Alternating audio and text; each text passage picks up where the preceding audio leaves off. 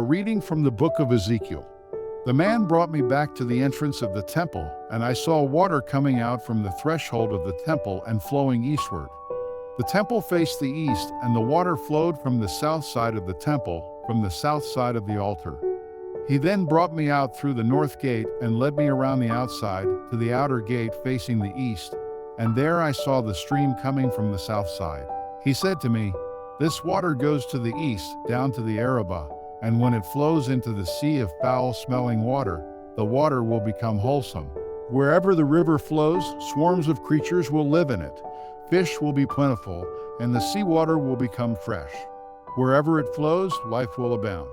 Near the river on both banks, there will be all kinds of fruit trees, with foliage that will not wither, and fruit that will never fail. Each month they will bear a fresh crop, because the water comes from the temple. The fruit will be good to eat, and the leaves will be used for healing." Responsorial Psalm. The waters of the river gladden the city of God, the holy dwelling of the Most High. The waters of the river gladden the city of God, the holy dwelling of the Most High. God is our refuge and our strength, an ever-present help in distress. Thus we do not fear, though earth be shaken, and mountains quake to the depths of the sea. The waters of the river gladden the city of God, the holy dwelling of the Most High. Streams of the river gladden the city of God, the holy dwelling of the Most High. God is in its midst, it shall not be shaken. God will help it at break of day. The waters of the river gladden the city of God, the holy dwelling of the Most High. The Lord of hosts is with us. Our stronghold is the God of Jacob. Come and see the works of the Lord, who has done fearsome deeds on earth. The waters of the river gladden the city of God, the holy dwelling of the Most High. A reading from the first letter of Paul to the Corinthians. We are fellow workers with God, but you are God's field and building. I, as a good architect, according to the capacity given to me, I laid the foundation, and another is to build upon it. Each one must be careful how to build upon it. No one can lay a foundation other than the one which is already laid, which is Jesus Christ. Do you not know that you are God's temple, and that God's Spirit abides within you? If anyone destroys the temple of God, God will destroy him. God's temple is holy, and you are this temple. A reading from the Holy Gospel according to John. As the Passover of the Jews was at hand, Jesus went up to Jerusalem. In the temple court he found merchants selling oxen, sheep and doves, and money changers seated at their tables. Making a whip of cords, he drove them all out of the temple court, together with the oxen and sheep. He knocked over the tables of the money changers, scattering the coins, and ordered the people selling doves, "Take all this away, and stop making a marketplace of my Father's house." His disciples recalled the words of Scripture, "Zeal for your house devours me like fire." The Jews then questioned Jesus, "Where are the miraculous signs which give you the right to do this?"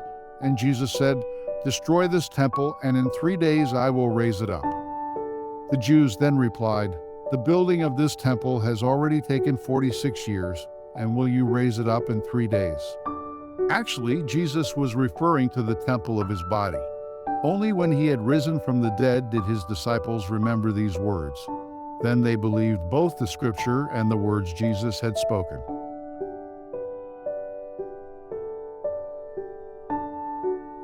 Reflection on the dedication of the Lateran Basilica in Rome. In remembering today the Mother Church of the world, it seems fitting to reflect upon a relevant vision of the Philippine Church and its 4 proposed characteristics aimed at the transformation from negative to positive character traits of the Filipino people of God. Perhaps the most appropriate goals for the Philippine Church, given the country's present conditions, may be expressed in the description, fullness of creation. In our case, it refers to an eschatological vision that no one is, and should be in dire need of the means for total development.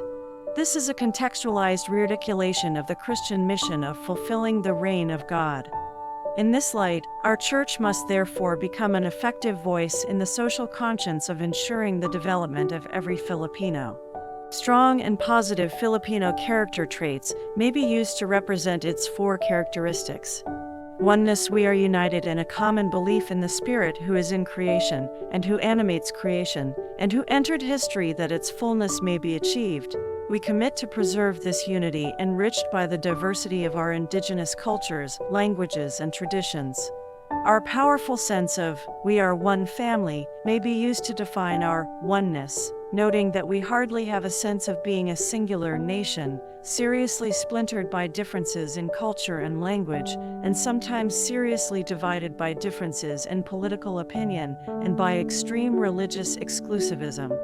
Holiness, we are dedicated to the ultimate mission of achieving the vision of the fullness of creation through word and deed, by bearing effective witness to our belief that we are all responsible and should care for one another, even if only through small yet persistent acts of daily selfless giving.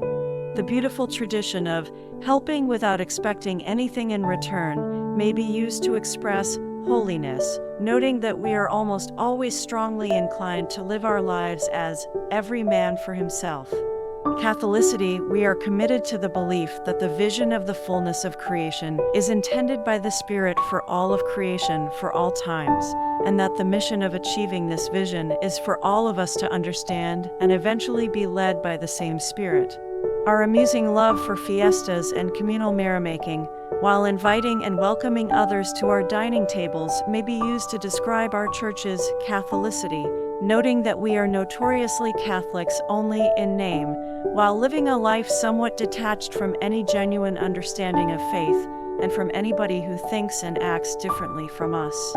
Apostolicity, we must proclaim with the courage and confidence given by the Spirit that the vision of the fullness of creation can and should be achieved, in spite of the inevitable struggle against seemingly insurmountable difficulties and resistance. The Filipinos' proven and noteworthy resilience in times of adversity may be used to exhibit the Church's apostolicity, noting that our aspirations are often watered down by our own self-doubt, despair, and cynicism.